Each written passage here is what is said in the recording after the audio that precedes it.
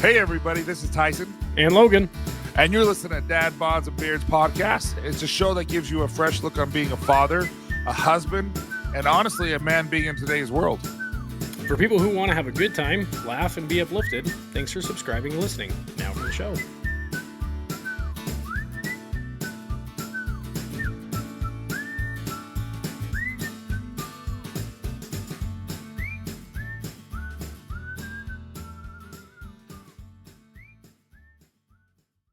Now, hey everybody, welcome back to Dad, Bods, and Beards. I loved that, but like, I don't understand a word that you just said. So, how do you say Dad, Bods, and Beards in Spanish? Cuerpos y padres, or padres y cuerpos. I don't know how to say That sounds so beards. much cooler. But, well, we are doing part 2 today, and we're going to make it part 1 and part 2. This is not going to be a part 3. We're getting all the way through it. I doubt it. So it's 11 good qualities. I think our goal should have hit like 5 or 6. Yeah, I'd take an 11-point bullet point list and make 6 episodes out of it. Didn't we just? Oh, we had 20 with 3. Yeah, we did 21 and we made it 3. But this is the 11 qualities every good friend should have. We made it through 1 through 6. Quick recap: they were live with integrity. You can trust them. Dependability is their middle name. They're loyal.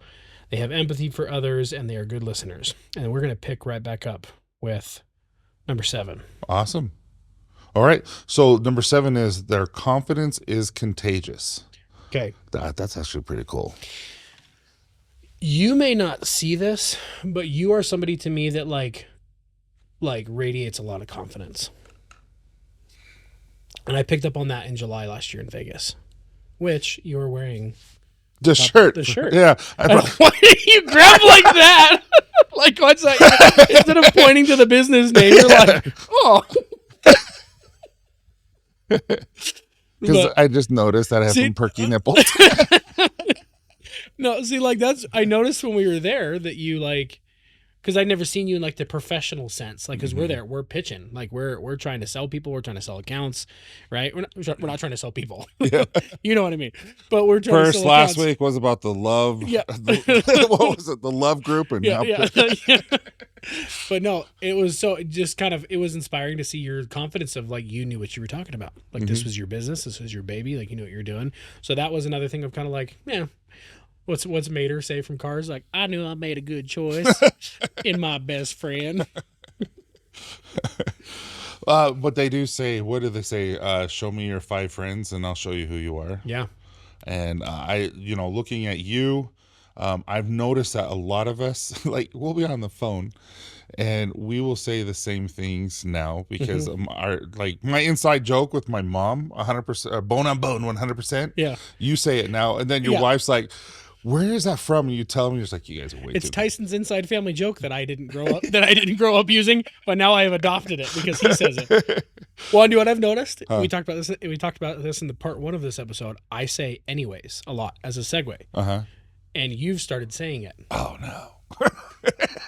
So, but anyways, I do. Yeah, I just noticed it like a minute ago. So before we know it, you're gonna shrink down to about 6 foot. I'm gonna come up to about 6 foot, and then maybe you'll shave your beard in a week too, like I am. No, I don't have that much confidence. You're like, I haven't seen my chin in years, and I don't plan to. No, I just like if I got down to where my goal weight is. I don't have a goal weight. If I just got down where I feel comfortable not doing this, point out the shirt, I think then I will like, oh yeah, maybe we can test it. Sure. But no, my wife loves it. I think my kids would cry if I shaved. It's been such a long time. Do you feel like your beard gives you confidence? Oh, 100% my beard gives me confidence. Yeah. But so when I was pitching a store in Tucson, Arizona this week, one of the things that I noticed, what it says, like the things I was researching, because you have to tell people, hey, beard care products and men's grooming products are about to take off, which they are. Yeah. But this is why you want to carry it in your store. And right there it said 75, or like I got this research from 75% of Americans, men, feel that having a beard gives them more confidence. Oh, dude, 100%. 75% of men. Well, that's what I was talking about. That's why part of the reasons why I started growing my beard out during my mental health struggles was I felt like it gave me like a higher sense of masculinity and made me feel more confident. See, and I didn't know that when I grew it. When I grew it, I grew a place to hang out with my son. Yeah. But they made me grow it. And I'm like, okay. And then after I grew it, my wife liked it. I liked it. Where's this been my whole life? But see, I had to grow a mustache for a show before that, and that I shaved off real quick. See, that's one of the things. I do not like how I look in just a mustache. That's one of the things I want to do. I've never really done it, even though I've been able to grow. I've been able to grow like, such good facial hair for so long. And the only time I ever grew a mustache and kept it for longer than like, 5 seconds while I'm shaving was when my wife and I were Nestle Nope and Ron Swanson for Halloween one year. I do a good Ron Swanson, not impersonation, but as far as like look-alike. And that's one of the things I want to do is I'm going to grow up and shave the beard completely off. I'm going to grow it a little bit, grow it back maybe for like 3 or 4 weeks. And I'm going to rock the Ron Swanson, Tom Selleck for a little bit. See, my Tom wife is Selleck, not looking forward to it. Tom Selleck's but mustache is legit. I want to, it's trendy right now. Like guys in their 20s, 30s, 40s, like they're just rocking, like the 80s mustache. So my dad did for years. He still does. My dad did too. So I wanna maybe do a little ode to dad and just rock a mustache for at least a couple weeks. But I love that. I'm not gonna lie. But confidence, you and I have fed off each other's confidence to the point where we're making videos together. Oh yeah. When we started, we wouldn't dare do any videos in front of people. We had to go do it in the back of my deck where my deck almost fell off my house. Yeah. If you remember. I think that was one of our first ever TikToks. It was our first one. We're gonna have to post. Oh, dude! Shut up! You haven't posted that. Yeah, I've got to put that one on the Dad Bods page. That's like, Yeah. that's our first ever. And it fell. Like your phone fell. like- It was like the deck was like. I'm like. It was like earthquake. Jurassic Park. It was like shaking like the Tyrannosaurus Rex is like. But now we're to the point where I'm like, Completely forgot about that one. yeah, they're gonna see us. Yeah, Like I just don't care anymore. to the point where we're holding hands and skipping in the parking lot. Yeah. But it's just like I feel like the confidence comes when you have someone that has more confidence. Not necessarily more, but our confidence is equal now. Like we just have confidence in our abilities and what we can do. And when you have someone who trusts you and is available to, how do I put this? You have confidence. I have confidence. But let's say a friend doesn't have confidence, but this person who does have confidence that you look up to and all this kind of stuff says, hey, guess what? I want to give you this job because I trust you. Yeah. I believe that you're going to do it. That gives that person confidence. Yeah, like that vote of confidence in them. Yeah, and I think that says a lot to people. Like, hey, like when I was coaching my son's basketball team, I try to give everyone equal time. I don't like it's Little League. I don't care if we win. I just want everyone to have fun. But when we were down like 2 with a minute left, it was this child's turn to come in. And mind you, they're in junior high at this time, so they weren't children, but they were youths. But I had him hurry and go in and take someone out, and he's like, Mom, he trusted me enough to put me in at the end. And the mom came and told me, and she just had tear in her eye, and she's like, thank you. That's cool. Because you just gave my son a lot of confidence in himself. And so I think when you give someone confidence, when you trust someone to do something that's important to you, that gives them confidence. Yeah. Well, it's like the guy from was it Waterboy? You can do it. Yeah, like it's amazing. It's amazing when someone looks up to you, and whether you realize it or not, and you try to give them a genuine boost to let them know like you believe in them, or like, hey, you can do that, right? Like you can do this, like, you totally got this. It's amazing what you will see happen to people. Yeah. But the thing is it's not fake confidence. It's not like a people pleasing where we're trying. No, it's like, dude, I have a million things going on right now. I need your help and I trust that you can get this done. Yeah.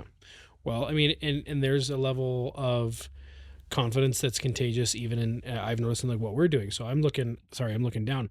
I'm not gonna share the whole thing, but I just shared this with producer Tommy the other day. I shared this with you, a message that we got. And I'm not gonna share the whole thing, but basically he said that this guy messaged me and pretty much just saying that he finally made an appointment to go to the doctor to get help with his depression and anxiety. And a lot of that, I remember being in that same stage and not having the confidence to go do that because I felt so weak. but because of certain people in my life boosting me up, like I finally felt that need to go do that. So having someone in your life that is confident, so you can feed off of each other, it can lead you to doing things like that. So I like to think that we are pseudo friends, kind of like through the phone screen, to a lot of people that we haven't met, because we get messages all the time of people who are like, oh, I feel like I'm in the room with you guys.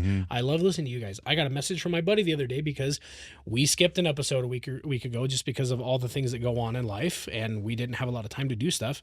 And I got a message from my buddy. He's like, he's out fishing. He texts me a picture of the lake, and he's like, it'd be sure real nice to listen to an episode right about now. And he realized that, like, you feed off of people. Like, you get, like, we're human beings. Like, we crave, relationships. We crave just connecting with people. So I think having a friend that you can feed off of their confidence is major. So you posted something a couple of weeks ago about the the guy who posted about World War I veterans. Yeah. And there's hundred or so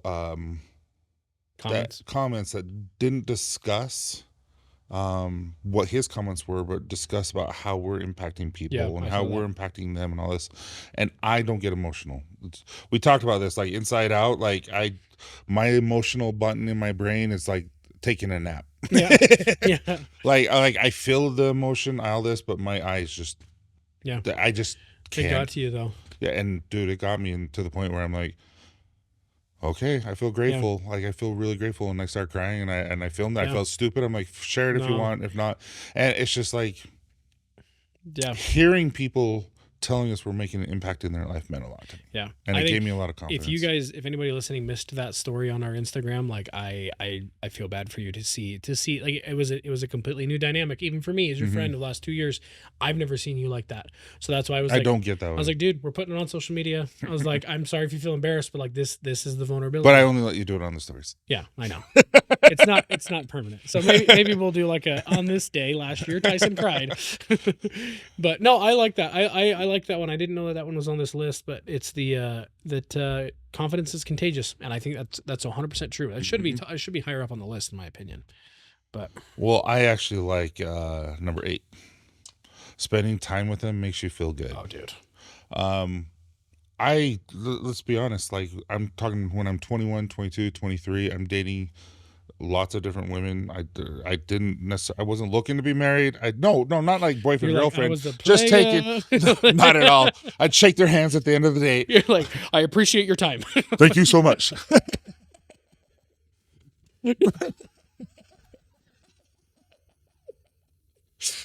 No, but I wasn't ever into them. Sure. Like, it felt like work. It felt like just like, eh.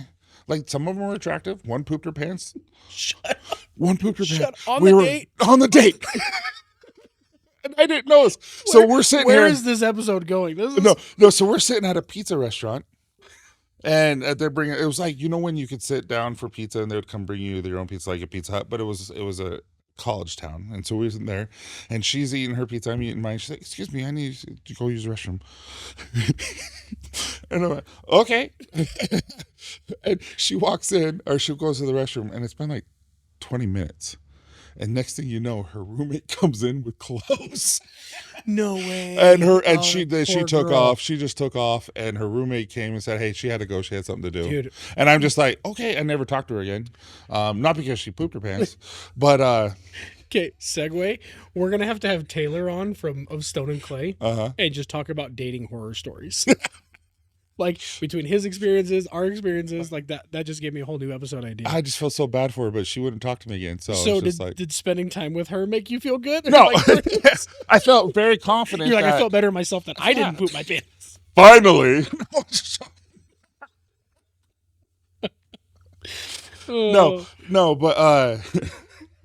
No, but what I'm saying is, like, it was work. Sure. And not that they didn't make me feel good about myself, but I spent so much time, like, making sure that they were okay. One date with Candace, and I knew.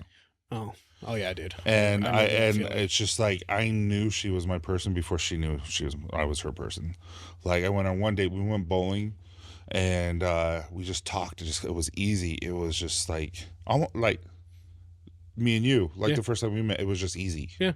It wasn't like we were just like, it was just automatic. Yeah, it was pretty. And it's just, so I knew spending time with her made me better, made me feel better about myself, and I did that with her. And I feel like it's just like, when you know, and so like a true friend is not going to be work.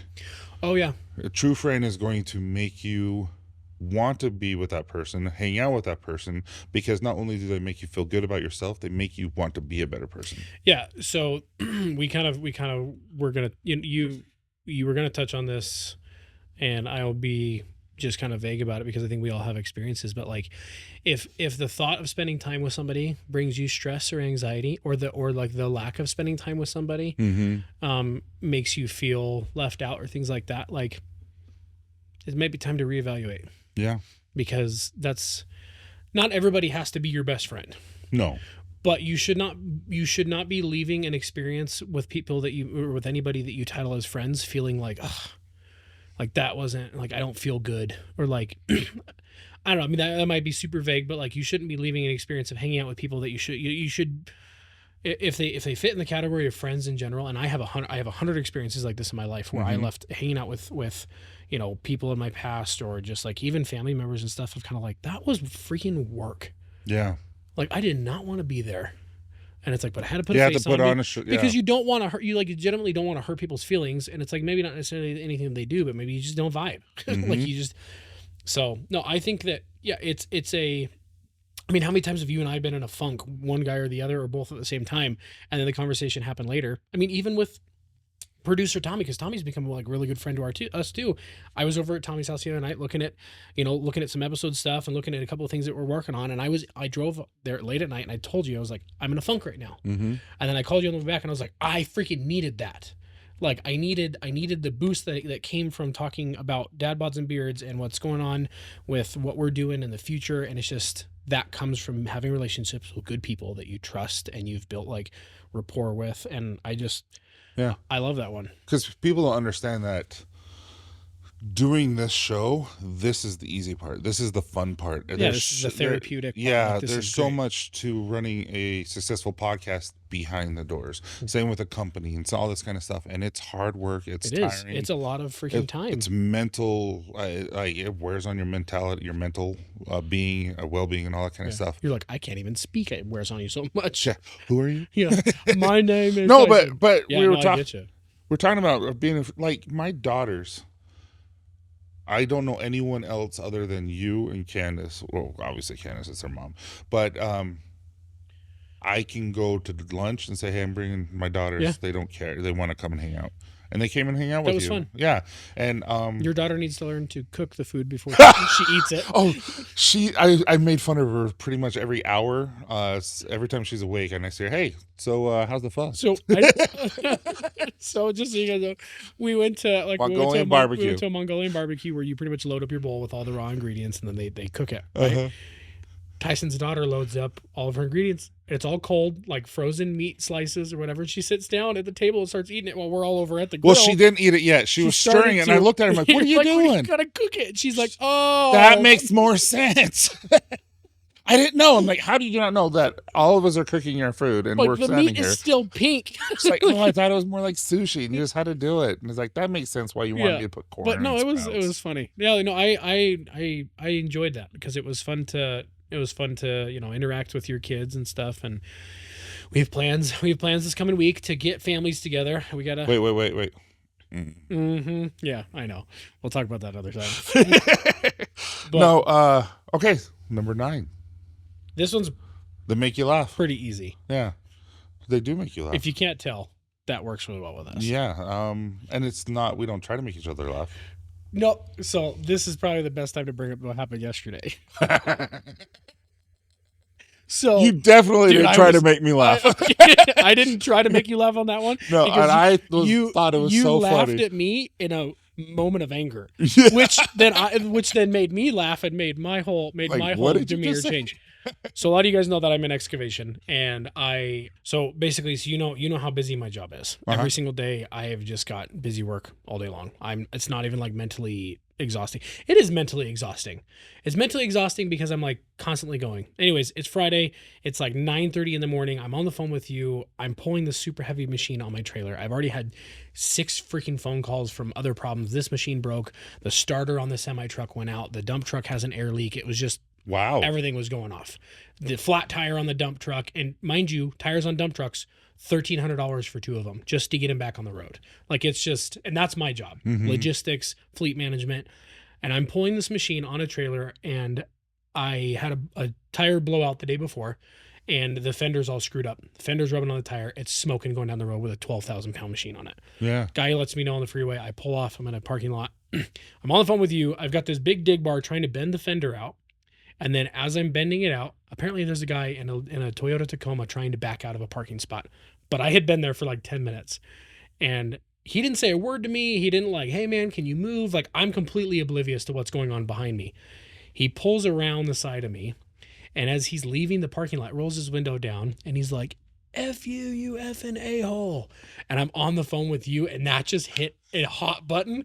And I was like, this is not normally me, but I was like, F you and your baby truck. And mind you, you said the real thing. And I let it rip. I was and crying. I was like, I mean, it's already like 85 degrees at 9:00 in the morning. I'm ticked. And just like, bleep you and your baby truck. And the look on his face was like, that was the weirdest insult he'd ever gotten.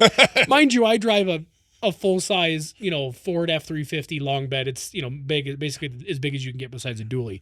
So I'm used to driving a big truck. So that's kind of a little bit of an insult. And that's completely opposite of who I try to portray to be. But that was a moment of weakness.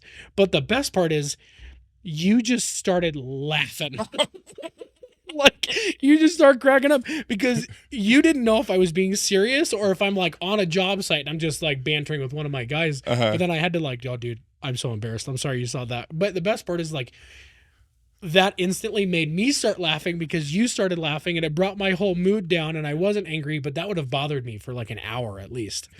So, a good friend making you laugh is I think because they say laughter is the best medicine, but like laughter literally can change the whole mood of everything because of just the chemical reaction that happens in your brain and you just feel like euphoric and you feel lighter. But I wonder if just like when that kind of stuff happens, I'm like, oh, what if that guy's seen one of my TikToks? What if that guy's seen one of our Instagram reels or whatever? But everyone has, I was talking to producer Tommy just before we started doing this, like everyone has their breaking points. Yeah. And, we're not perfect. None of us are perfect. And sometimes we're going to do or say, like when I went, I was so mean. Candace is going to get mad because I didn't tell her this because I don't want to get judged or lectured.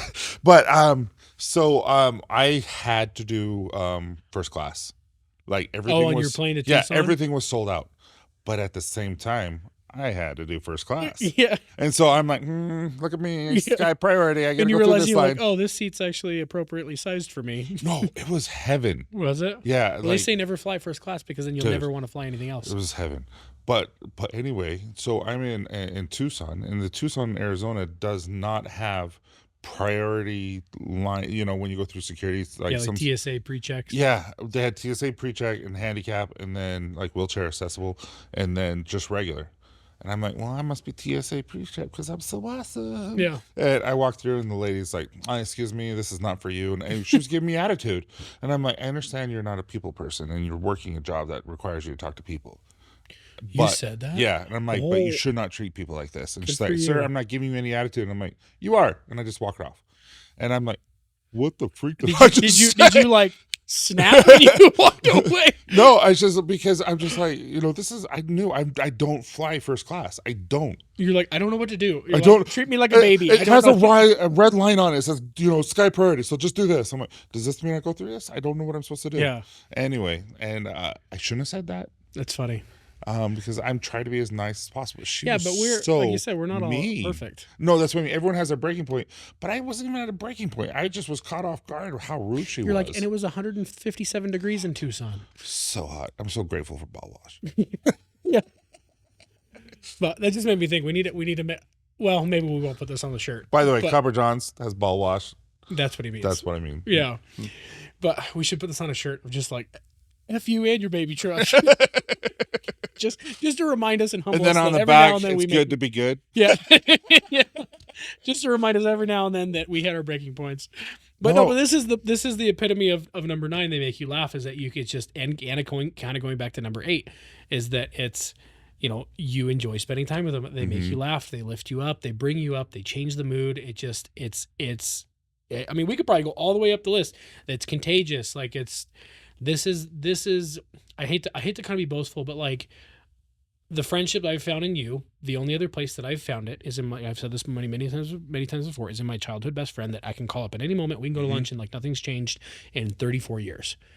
But I'm such a huge believer in like laughing with my friends. Like if I can't laugh with somebody, like I have a hard time wanting to spend time with them. So I love that one's a major point. Yeah. And I'm going to reverse back. I did want to apologize to her, but she was super busy talking to people. She should have just like over the line of people. I'm sorry for being rude. No, I felt bad because even if she's rude, I shouldn't have been rude. Yeah, well, it's life. No, and because it's not me. Yeah, I know. Like my goal in life is just never hurt anyone. You should have ran up very quickly and aggressively to her, the TSA agent, and then hugged her and seen what happens. I probably would have been. You're like, why did I get TSA jail? You're like, why am I randomly selected to be strip searched? We were just talking. Yes. Anyway, so next one, non-judgmental. Well, I feel like that flows right in because like I'm not judging you for the fact that you said that because I said something worse to a complete stranger. So and I was laughing over it. And okay, number 11. No,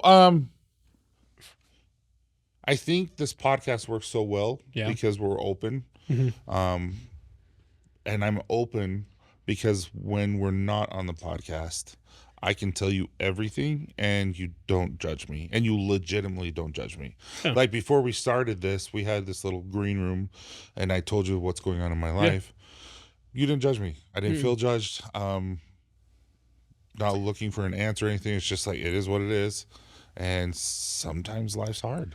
Do you feel like, I feel like in the kind of the dynamic of our friendship and just other people that I'm close to, like my wife, things that you hit a point of it's not so much that you need to hear something back from those people as it's more so that you feel confident that you can just share that. Like with me, when I told you the other day that I was kind of in a funk, it was just, I needed to get that out and like hear myself say it. And it was like, you were one of the safe people to say that to.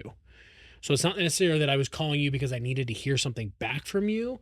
It was more so to be like, I know that you've noticed that I've been kind of a funk. So it's more so me calling, being like, I'm accepting it now.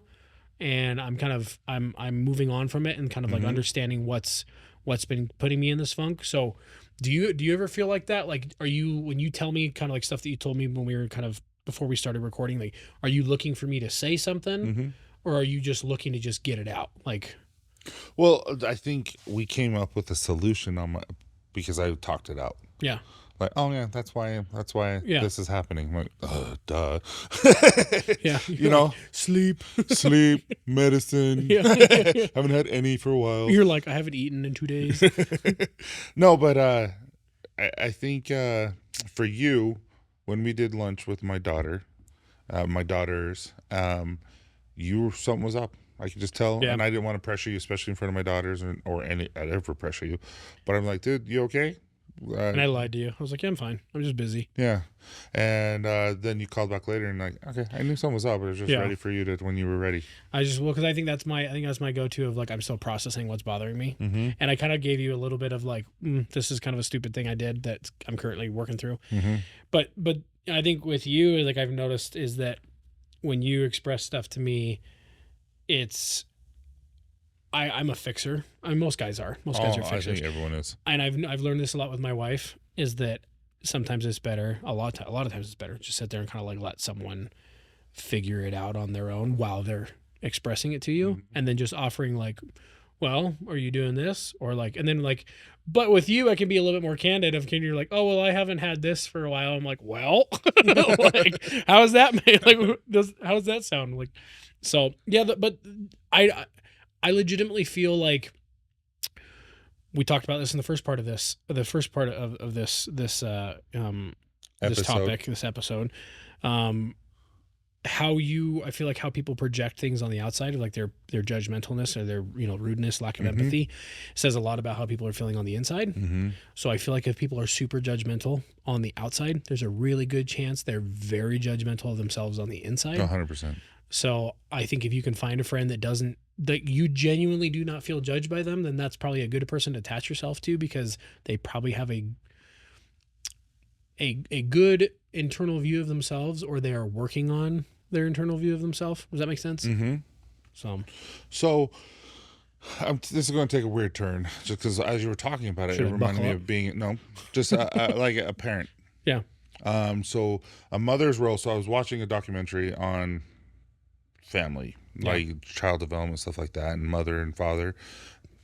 Weird that I was watching it, but I just was enjoying it.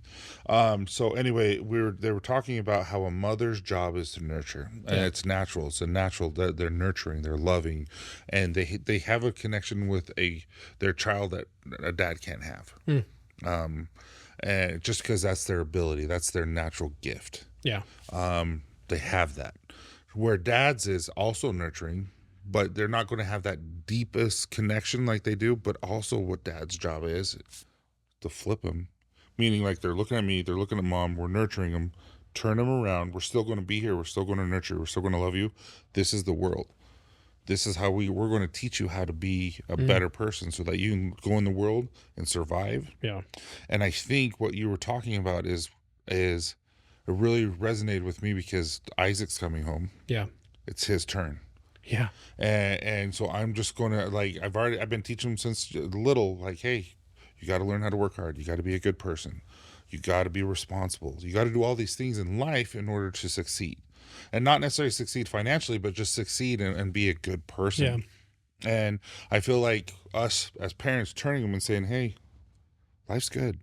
But I'm going to tell you the honest truth, but I'm going to say it in a way where I can help you and nurture you and all this kind of stuff, because it's our responsibility to do that. And so when I say non-judgmental, I feel like when you do stuff like this and you're nurturing and loving, but also helping them and guiding them through life so that eventually they can do it on themselves, we can't be judgmental. And that's the first thing that popped in my head. I like that. Like, we can't be judgmental, because they're going to make mistakes just like you and me did. Yeah. And we're continuing making mistakes. Like, dude, it's just sometimes we're idiots. A lot of times we're idiots. Yeah, and we're not, like, you and I have never professed to be anything but just two guys talking. Yeah, because that's who we are. Mm-hmm. And but I just noticed that we have different life experiences, and that's really popped in my head. Is like, well, I mean, you have a responsibility. We have a responsibility not only as fathers and husbands, but like as friends, to be a positive impact in the lives of the people that we love and that we care about, and the people that we want to like lift up. And the same thing of like, that's one way that I look up to you a lot, is like you have kids that are starting to approach the next phase of life, which is adulthood. Like, Isaac's getting ready to go out into the world on his own as an adult. And then your next oldest kid is like, she's driving in high school. Like, she's moving up. Yesterday I told her, I'm like, you look like you're an adult. Yeah, that's what I'm saying. Like, she's almost taller than me, which is a very self-conscious thing for me. Well, you're just a whittle guy. I'm just a whittle guy with a whittle beard. But then it's like, it's very inspiring to me, because my oldest is 8. I still have 10 years before that little girl is out of the house. Mm-hmm. So I have 10 years of love and experience and like mistakes and all of these things that I can, impart on her before, probably a little bit more than 10 years, honestly, because of the economy. She's like 35. I'm going out on my own, Dad. But I look up to you with that, because I like that. It's almost kind of like turn them around and face them into the world. But I think while they're little, it's almost kind of like turn them around and face them into the mirror and be like, this is who you are. Mm-hmm. Like, be okay with who you are. And then like, I like to do that with my daughter every now and then, is like, like if she's, brushing her hair or something like that before bed, or she just got out of the shower and she's starting to like brush her own hair and like get herself ready and stuff. I'll be like, put her in front of the mirror and be like, like, oh, you're so pretty. Yeah. Like, oh, you're so smart. And then I'll like have her tell herself that sometimes. And because she beats herself up a lot, even at 8 years old. So I like that analogy of just like turning around and like facing them into the world. And like, Candace and I do that sometimes. Yeah. Not all that we've done that since day one. Yeah. Sometimes I feel like we gave him too much confidence.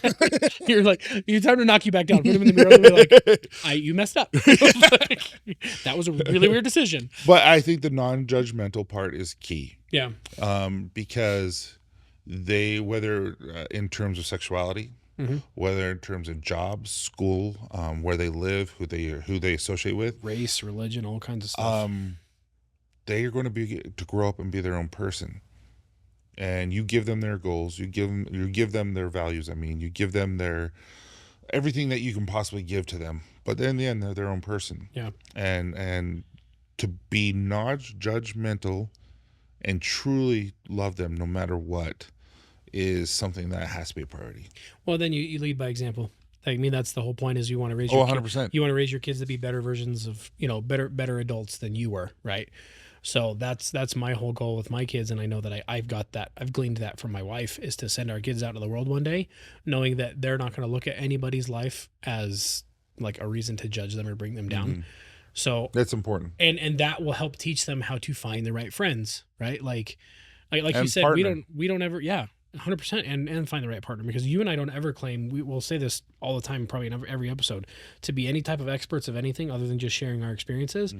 And as fathers and husbands and friends and things like that, I have found the most fulfillment in trying to teach my children to be good people. And I get people all the time on social media telling me that like, there's no such thing as good people. Everybody's bad. And one way or another, like I had a whole experience with like, I commented on the wrong post and I'm just getting response after response. You told me it's something that's hilarious. And I But was it's hilarious that they're upset about it. I know. I literally, I'm not even going to share that because I don't want to be triggering anybody, but I just made a comment talking about, pretty much, like being there for people and out of solidarity. And it kind of hit religious real quick and it bothered a lot of people. But my whole stance is like, I don't care what anyone else's definition of good, because I'm trying to give my children the definition of what I think good is. Mm-hmm. And I feel confident enough in myself that I have a pretty decent definition of what a good person is. And so one of the major ones is not being judgmental of other people. And like we said, going back, is that will help not only, teach them what friends to find, but what partner to find, what people to associate with, and like what people to work for down the line. So I think that's a huge one. Dude, this is not what I was expecting to talk about. I'm sorry, but being non-judgmental was one of the hardest things for me growing up. We've talked about this in previous episodes and stuff like that. I judge people on food stamps. I so heartily thought, oh, look, they're getting cigarettes and all this kind of stuff. They can afford that, but they can't afford food. I'm like, just stop smoking. Like I was a jerk in my mind. I never said it out loud. I would judge people who were overweight. Yeah. I would judge people who, were complaining about jobs, but I'm like, then go find a freaking job. Yeah. I would judge people left and right. Yeah. 2012. No, so mind you, I've been slowly progressing and getting better, and I still need to get better. Then all of a sudden, I had to get on food stamps. Then I had to get on WIC, and then I had to do all this kind of stuff. And then all of a sudden, my mind's just like, I'm a jerk. Humbling pretty quick, huh? Yeah, I'm like, people don't want to be like this. People don't want to not have a job. People don't not want to, they want to be able to provide for their family. Yeah. And the next thing I know is my heart changed. Overnight. I would go through with food stamps because they gave you a card. I would have to go through the self-checkout because I was so embarrassed. Sure. Yeah. And it got to the point where now my goal, I don't get emotional, is to see a neighbor and have something hanging on their thing where, hey, we're going to turn your power off. And I want to be able to pay that without them knowing. Yeah. I want to help people so much because my mindset has changed from things that I've experienced. Now, I don't have hate for people unless you're with TSA and you're mean. No, I don't have hate for people. I want to help them because people do judge. Oh, yeah. People do hate. And how easy is it for us just to simply love people and to be kind to people and not judge them for what they don't have or what they might have a problem physically that makes them gain weight quick. Yeah. Who am I to judge? Yeah. Who am I to judge? And I have learned this through the past 12 years that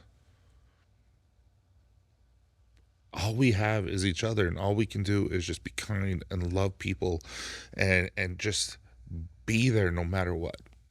And I truly believe that. And geez,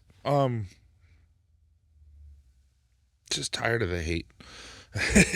And I feel like this, if it gets to one person who's like, it can change their mind and say, you know what? My neighbor needs help. I shouldn't worry about their yard.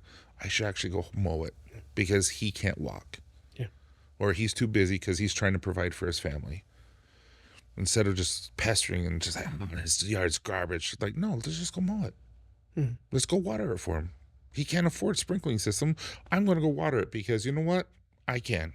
Yeah. I have a hose. I can, you know, stupid things like that. It's just like, instead of judging, let's go help. Yeah. Anyway. Yeah, I love when that happens, and I'm loving seeing this different side of you because I feel like I've affected that a lot in you. Yes, you have your butt. But no, like that, I hate that we have one more bullet point to get to because I almost wanted to end on that one. And you know what? This is our show. We can do whatever we want anyways. But that's the epitome of, I feel like of our message. One of our major messages is that like the world and society and so many other groups and organizations will tell you that strength is found in like separating yourself from people who are different than you. And that is where judgment thrives. And then judgment brings contention. It brings, people feeling less than. It can lead to suicide. It can lead to like ruined relationships. It can lead to so many things. And if I have anything to add to that, I was exactly the same way. If Logan in, 2000, I don't even know what year, probably same thing, 2012 prior.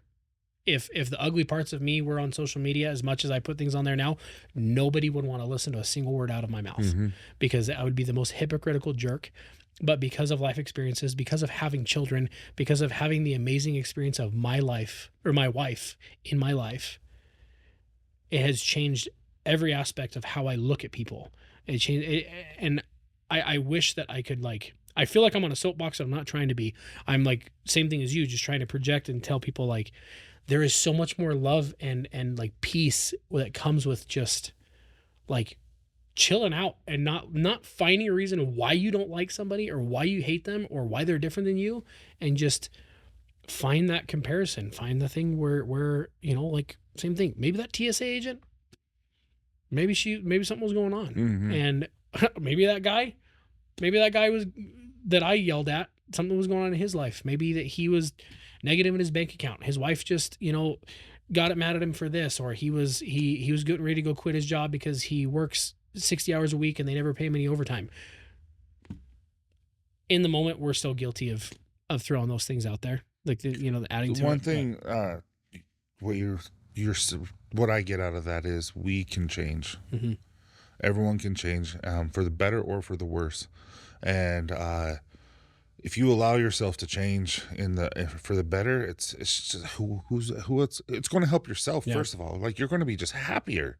You're going to be just like, dude, things are just going to come off your shoulders like it's nothing. Like I get so much crap, it doesn't bother me anymore. Yeah, like it just doesn't. And people don't understand that. They're like, how can you let someone talk to you that way? I'm like, it doesn't bother me. And I will go help them. Like I don't have any hatred. Like it's just it doesn't bother me. Well, you're a good dude, man. Well, that's what I mean is I feel like just from where I was to where I'm now, it's we the can perspective. change. And this is the thing is, man, you just try it. Yeah. Like if you feel like you're a judgmental person, if you feel like we're not trying to slam on anybody.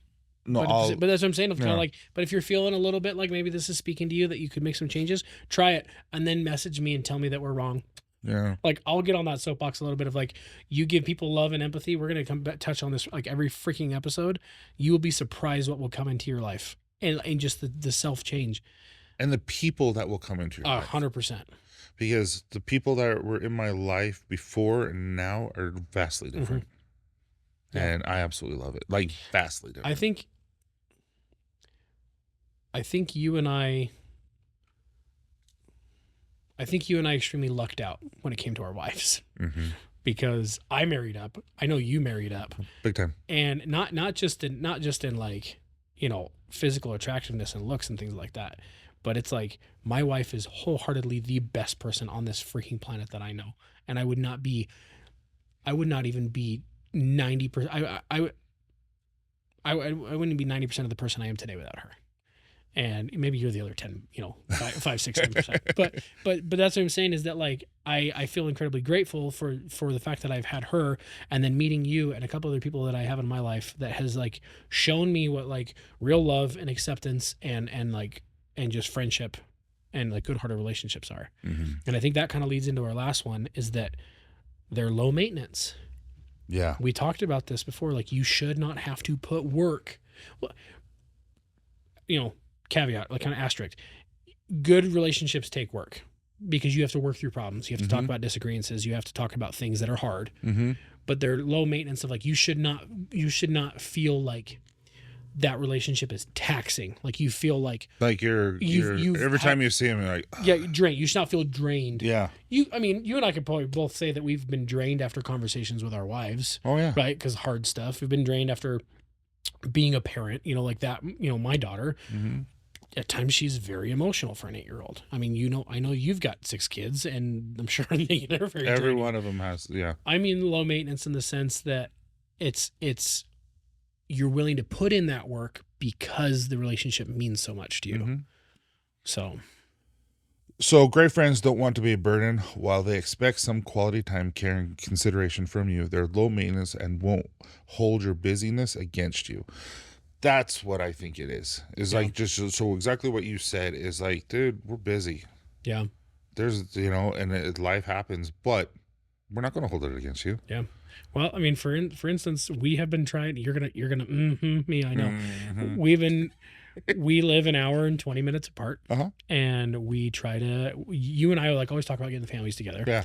Nine times out of 10, I'm the bottleneck because we make a lot of plans. You guys have plans all the time. Yeah. Well, that's my wife. I don't know. I would never get anything done if she didn't plan.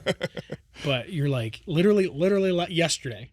You're like, hey, let's go out tomorrow to I'm buying or whatever. And it's just like, I'm like, oh my gosh, I feel so bad because I'm like, we already have plans. We promised to take the kids to a fireworks show, which is fun. But that's what I'm saying is kind of like, I feel bad because I want to hang out with you guys, but you're not like, you might give me but I know that you're legitimately not sitting there judging me. And it's just a low maintenance relationship. And I'm like, okay, we make plans next Saturday. We are getting the family together. And so it's just kind of like that, kind of that, yeah, it's just, you're busy. That's the word I'm looking for. Compromise. Yeah. We're busy, but we are the family that's like, we're so busy. Guess what? We're going to ignore it and we're going to go. We're going to ignore our busyness and we're just going to take care of it. Where you guys are like, no, we're going to plan for this. I'm like Candace, like one day, I hope Copper John's does so well where we're to the point where we're like, okay, we're busy, but I really want to go to Disneyland. Let's go to Disneyland. Oh, dude. And we don't have to save drop of the hat. Grab a flight. Because right now it's like, hey, we're going to go to Chick-fil-A.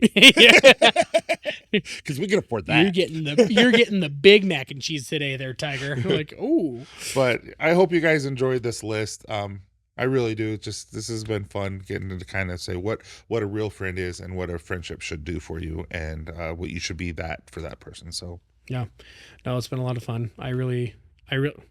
We're back to the bowing. I guess we started the other episode with bowing. But yeah. No, I really enjoyed this one. I love when we talk about these type of things. So last week we kind of ended with the challenge, right? I don't know if you remember that one. This one is the same thing. I think kind of reiterate that whatever quality it is that you look for in a friend, be that. Like if you are looking for something specific in a friend, go be that for someone else and watch your life change. And I'll say this. Try not to be judgmental. Try to show empathy. Try to see it from their point of view, and see how that will change your life. Yeah, it's good to be good. It's good to be good. Alrighty, we'll see you guys later.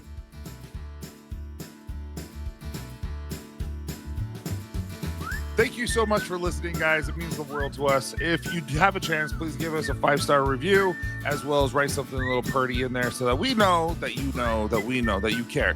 Anyway, have a great day, guys. See, I can't do it. Dude, that was good. I liked that. You can't redo it without laughing. That was good.